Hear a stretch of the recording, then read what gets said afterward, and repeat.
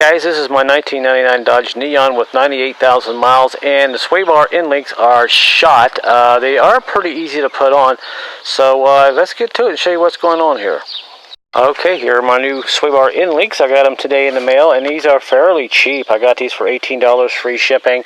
And the setup here is you have a very long bolt, you have a spacer in the middle, and you got a couple of bushings here, and these bushings what keeps that sway bar from bouncing around, especially on the bottom of the control arm there. This is the bottom part, and when you tighten these down, this gives it a nice firm feel in the front, especially when you hit bumps and all that, and you don't feel it in your steering wheel. Now on the end here, I have basically a nut you just got to take off.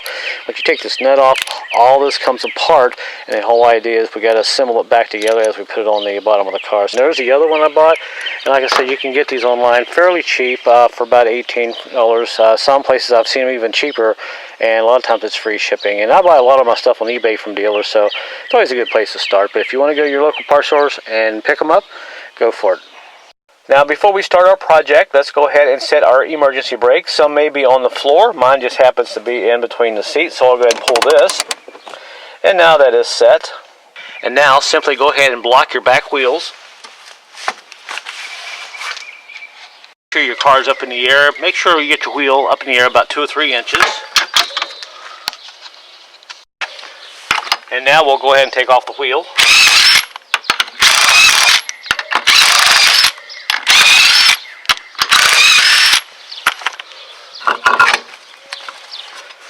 Set that off to the side. Okay, now after you get your wheel off, this is something I really like to do. I like to use a couple of jack stands, just kind of set it up under the frame. And if you don't have a couple of these jack stands, I recommend you go out and buy a couple. You can get them for less than $20 at the parts store. So what I'm going to do is set this jack stand up under the frame, or at least somewhere where it's going to be nice and secure. And now I'll just simply take my jack and lower the vehicle, down onto the jack stand where it's nice and secure.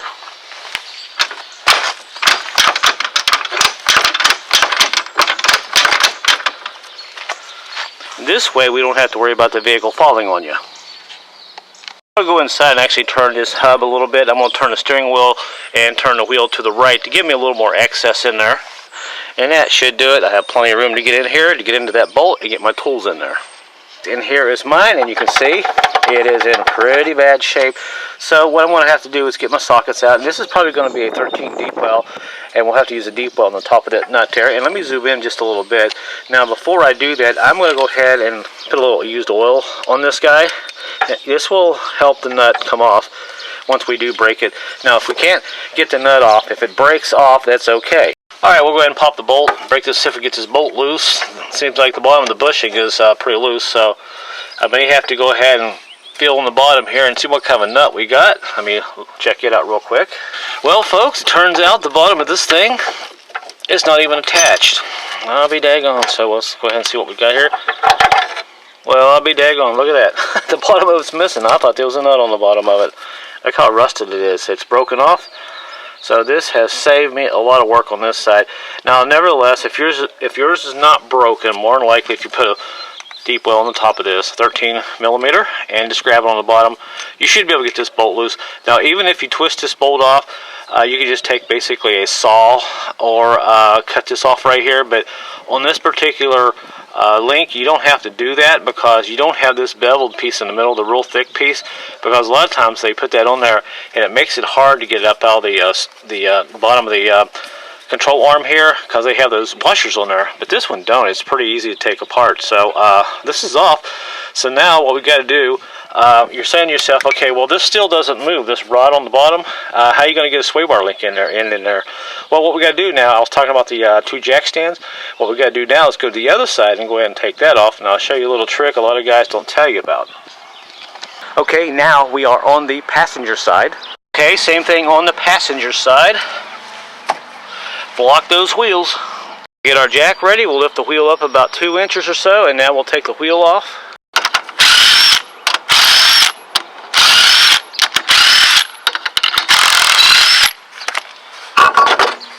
Put it off to the side. Make sure your jack stand, your second one, is up under there, and we're nice and secure, and let the jack down a little bit.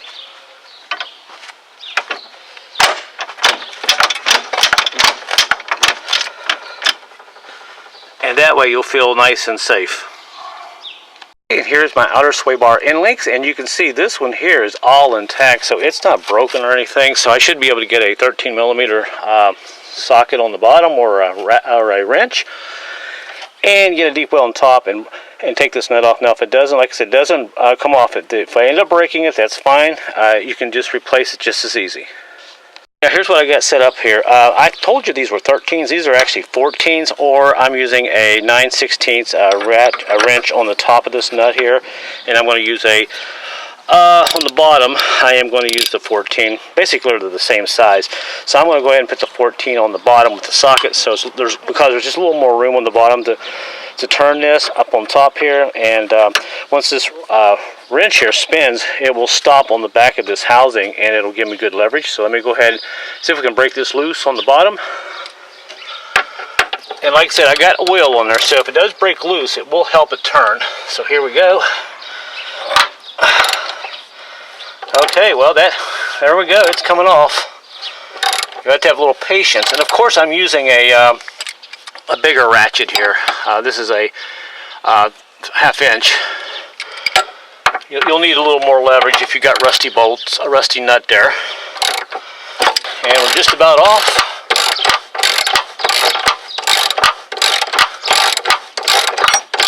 And it's off. Of course, we'll have to get the wrench out of there now. There we go, and here's our nut. It's a little difficult to see here because of the lighting today, so I'm going to take a little pry bar and push down on that sway bar link in like that, and just simply pull it out like that. And I think, as you can see on the bottom here, let me zoom in a little bit. It's basically come off as one unit. Now, what's interesting here is this bushing right here, this metal bushing you see right here, this is actually frozen there, so I'm going to either have to hit this, try to knock it off, or just cut it in order to get this nut through this sway bar end link here. So let me go ahead and do that.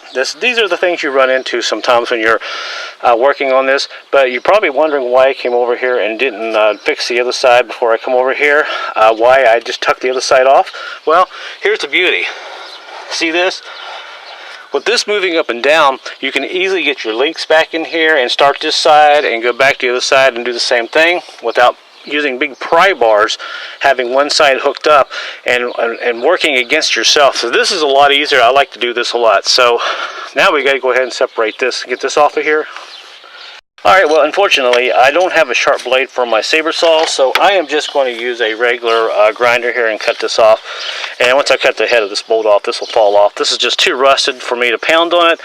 And like I said, you might have to get a grinder or even get a cutting tool or even a little hacksaw if you run into this problem. Hey, I don't sugarcoat it. You know, everything I work on is rusty and old, and most of the videos I see online, there's no rust on these vehicles, and these guys are just like working away. In the real world, it doesn't work like that. You end up with stuff like this, and you got to solve problems, and this is what I like to do. It'll only take about 3 or 4 minutes. Now, I got my guard here off on this because I was using it the other day, and I couldn't get the grinder in there. Also, make sure you wear safety glasses because these things are dangerous, so let's go ahead and cut this off.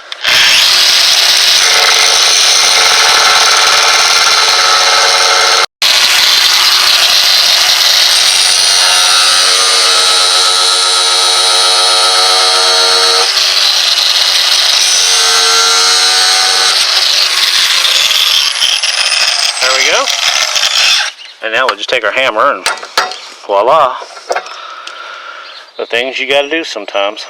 Alright, so now we are ready to put our new ones on. And as you can see, there's not much left of these bushings. So this is why we are replacing them. And here's what I was talking about earlier. You see this piece right here? A lot of times on these bushings, this is actually welded onto the system here. So if you can't get this out, a lot of times this will hang up and you can't get this through the eye hole or you can't get it through the bottom of the control arm. So this is why I'm saying sometimes you have to take a hacksaw or a saw or whatever you can get, or a cutting tool, and just cut the bolt right in half and separate it apart like this. So now what we got to do is go ahead and install our new ones. Okay, now it's time to go ahead and put our sway bar end links on and just kind of visualize and make a mental note of how everything here goes back on. And when I put this on, I like to put the nut upward so you can see it. So when you put it on there, when you swing this up like this, you can work with the nut that's on the top and it's easy to get to. So let's go ahead and put this in here. So I'll simply just take it apart and memorize how things kind of go here. And get your middle sleeve there off, and your washer, and your bushing. And stick that like that. That bushing goes in like that. Then you got your upside down washer. Then you got your little sleeve. Then you got another washer. You got your bushing. And make a mental note which way this bushing went on. This one, the flat side goes down into the cradle of this big washer. This goes upside down like that, so your sway bar end link will go right there. And your washer goes back there, upside down.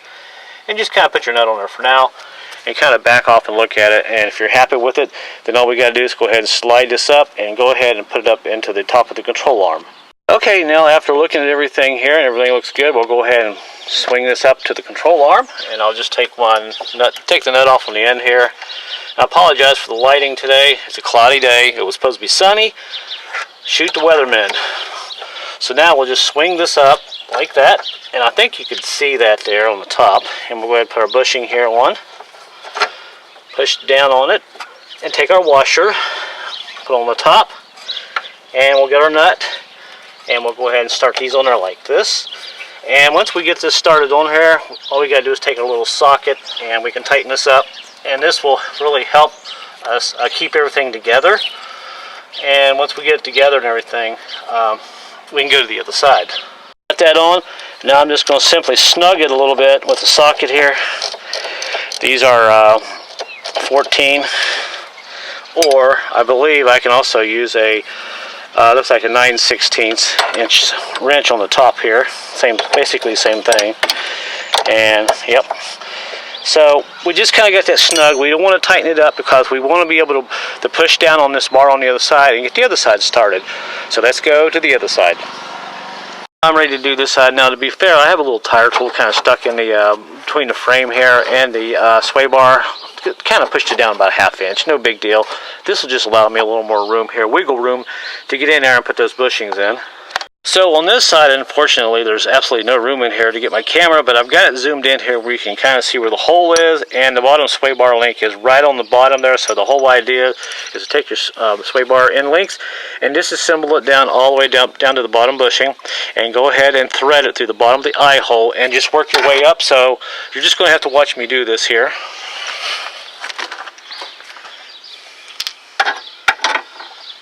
And like I said, there's absolutely no room under here.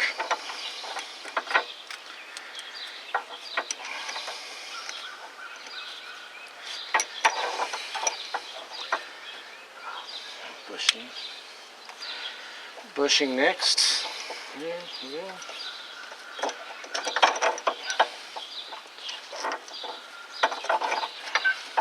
Actually, if I turn it like this, you could probably see it a little bit better. Yeah.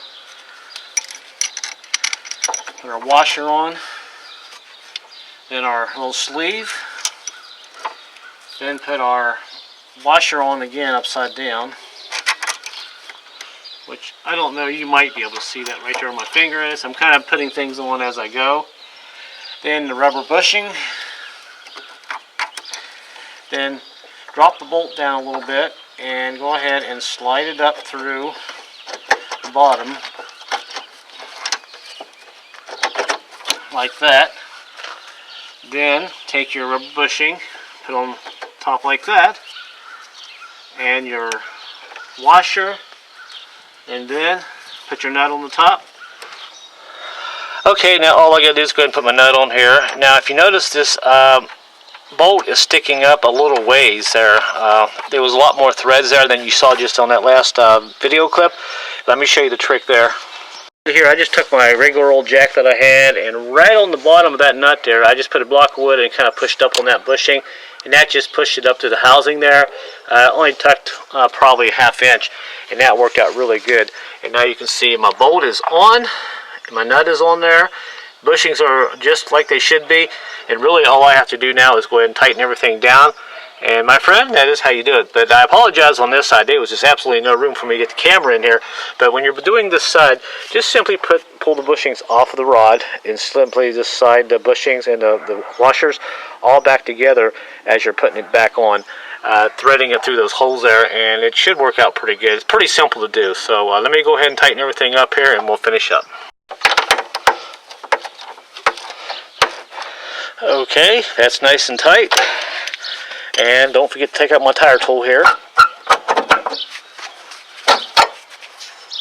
And now we'll go to the other side and tighten it down.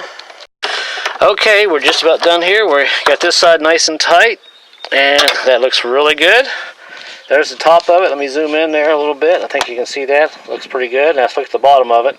And here's a look at the bottom of the bushing. You can see it looks really good. This really should help the vehicle feel a lot better driving down the highway. Here's a look at the driver's side. It is all tight and it looks really good. Here is the bottom. So we are done. This really will, like I said, help the vehicle steer better, and also when you go around a curve, if you have a sinking motion, these sway bar link ends will cause that issue too if they are broken or completely worn out. At this point I can basically say stick a fork in her. She's done. And there's a lot of these vehicles still on the road today. These little Neons, they're good little cars. A lot of people don't have a lot of money, so they like to drive them. They get great gas mileage, and they like to keep them running. And sometimes they last forever. So hopefully this will help somebody out today. And if you're going to do this job, just be careful. Make sure you block your wheels up. Get you some decent jacks, and also have the proper tools, not just basic tools for this. So other than that, I am done. So thanks for watching, everybody. And if you have any questions, I'll certainly try to answer them. Other than that, I will see you on my next project.